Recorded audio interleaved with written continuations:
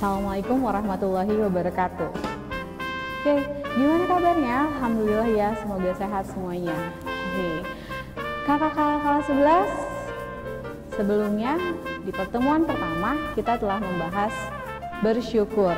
Masih ingat kan ya? Bagaimana kita bersyukur, bagaimana manfaatnya kita bersyukur, dan bagaimana luar biasanya dampak jika kita bersyukur.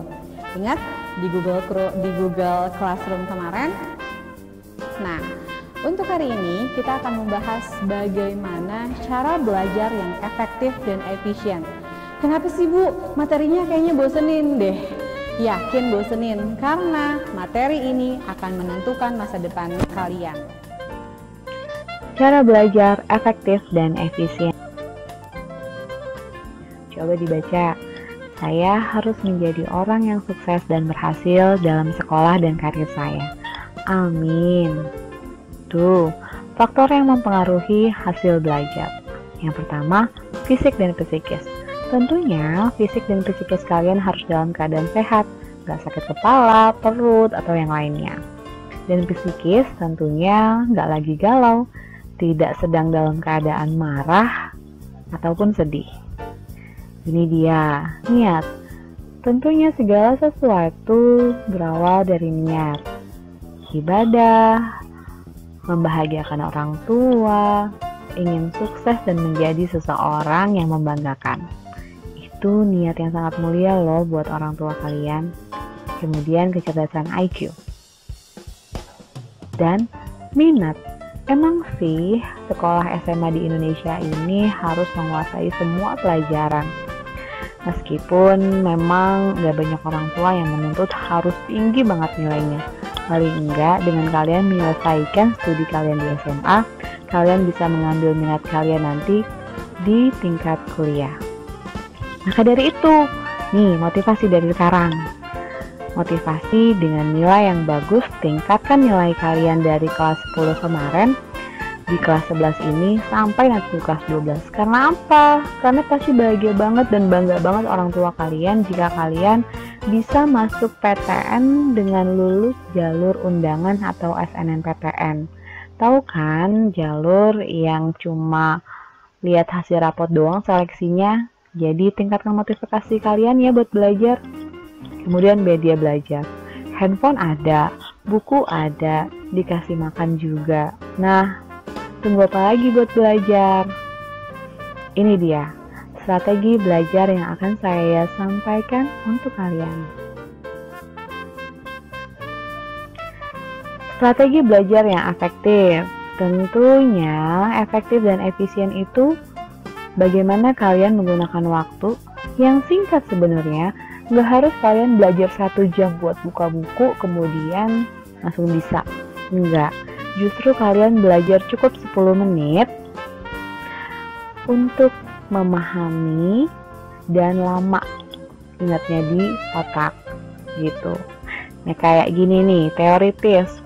Mata pelajaran yang bersifat teoritis kayak sejarah, agama, PKN, apalagi bahasa Indonesia, betul.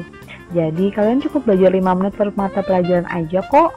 Dibuka yang pelajaran hari ini, kemudian dibaca aja dan persiapkan untuk mata pelajaran nantinya. Kalau misalkan guru mata pelajarannya anak-anak, kita akan bahas ini ya minggu depan. Langsung dibuka, kalau bisa siapkan pertanyaan buat gurunya. Nih, kalau ini praktikum. Kalau mata pelajaran yang bersifat praktikum itu kan lebih kepada melakukan. Seperti apa? Penjaskes atau olahraga. Kemudian kewirausahaan, benar banget. Agama juga ada kan ya praktikumnya. Nah, ini dia mata pelajaran yang bersifat matematis. Berhitung seperti kimia, fisika. Kimia juga termasuk ya praktikum ya.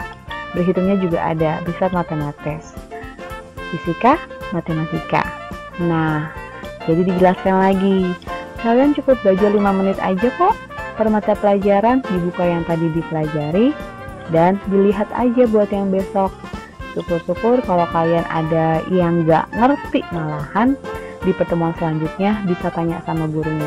Cari hal yang gak ngerti, Bahkan dengan cara itu, guru kalian ngerasa dihargain banget loh.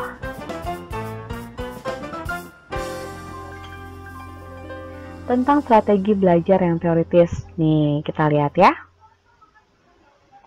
Ciptakan suasana belajar yang nyaman.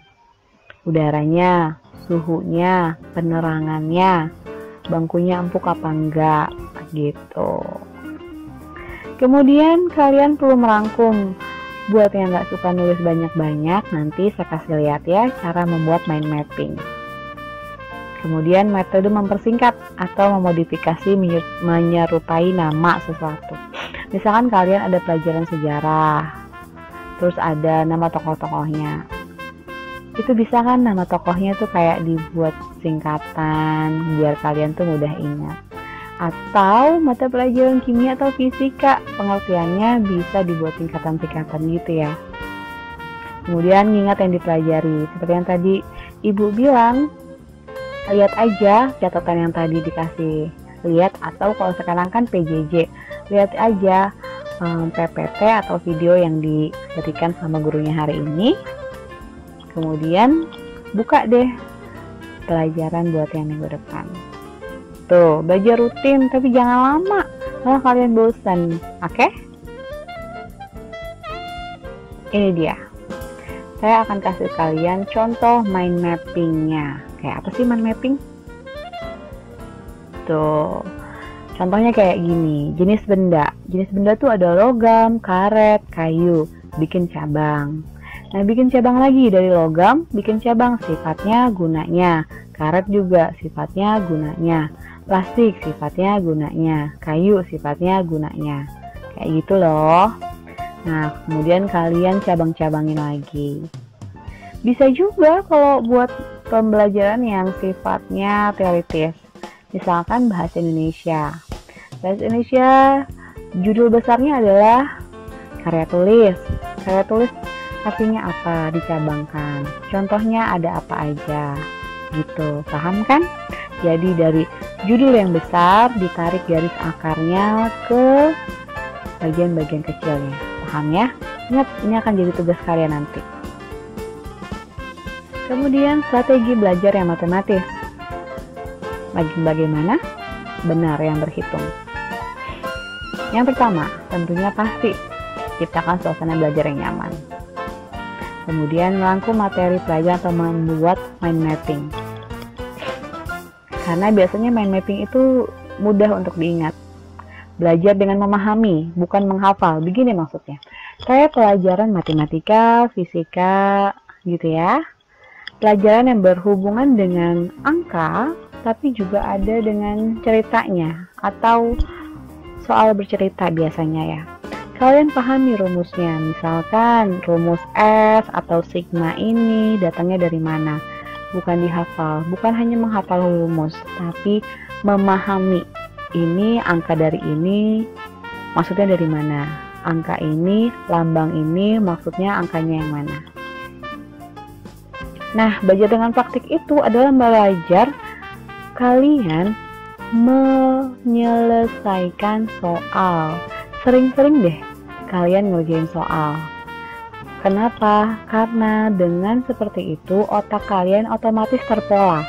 Dengan melihat cerita, bentuk soal seperti itu, otak kalian langsung mapping, langsung connect bahwa rumus yang digunakan. Gitu. Jadi otak kalian langsung otomatis. Soal seperti itu langsung masukin rumusnya, ini rumusnya masukin angkanya. Intinya, pelajaran matematis adalah menyelesaikan soal. Saya ulang ya. Intinya pelajaran matematis itu menyelesaikan soal-soal, sering-sering ngerjain soal. Nah, ini penting juga, belajar secara berkelompok, berbagi kepusingan ya, untuk memecahkan masalah. Lanjut, ini adalah contoh dari pembelajaran matematis, ya kan? Rumuskan, angka kan, lihat deh. Catat untayan kata penting yang terucap dari guru. Catat aja. Pokoknya tuh di tanda panah. Tulis yang guru katakan di samping rumus jika ada tips dan trik tertentu. Coba kalian lihat lagi. Tuh ada tulisan cara mudah ditambah dengan panjang kelas. Gitu aja. Pokoknya guru ngomong apa tulis. Terus, yang kotak merah, lihat. Selain untuk mengatasi kantuk, juga untuk memudahkan mengingat asal-muasal angka dalam rumus saat belajar. Lihat deh, ada huruf B. Itu saya tulis misalkan, cara interval yang frekuensinya sudah mencapai 15. Itu ditulis. Setengah dalam data. Emang sih kalian gak akan ngerti, tapi kalian paham maksudnya kan? Misalnya di rumusnya ada huruf B. Nah, tulis B sama dengan apa sih? B adalah batas bawah. F, ternyata di rumusnya itu ada F. F itu apa? Tulis jumlah F sebelum jumlah median gitu. Jadi emang ini bukan pembelajaran kalian, tapi paling enggak kalian paham rumus itu, tahu artinya apa.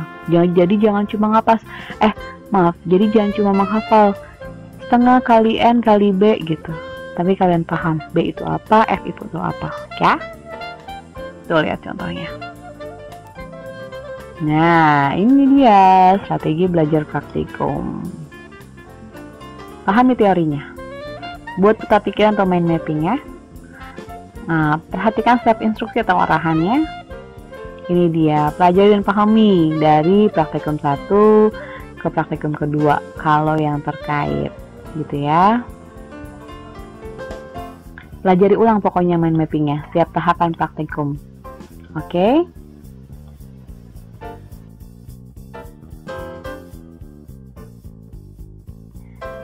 Lihat, senyum orang tua tergores bukan hanya karena kebetulan, tapi juga karena niat dan kesempatan yang kita lakukan mulai dari sekarang. Nah, sudah dilihat? Jadi cara belajar bukan kita harus belajar 1 jam, 2 jam di rumah, bukan. Jadi untuk belajar di rumah cukup 5 menit. 5 menit kalian review, 5 menit kalian lihat, dan 5 menit kalian mempersiapkan diri buat hari esok. Apa yang akan dibahas guru? Persiapkan diri kalian untuk menjadi dan memiliki masa depan yang lebih baik. Assalamualaikum warahmatullahi wabarakatuh.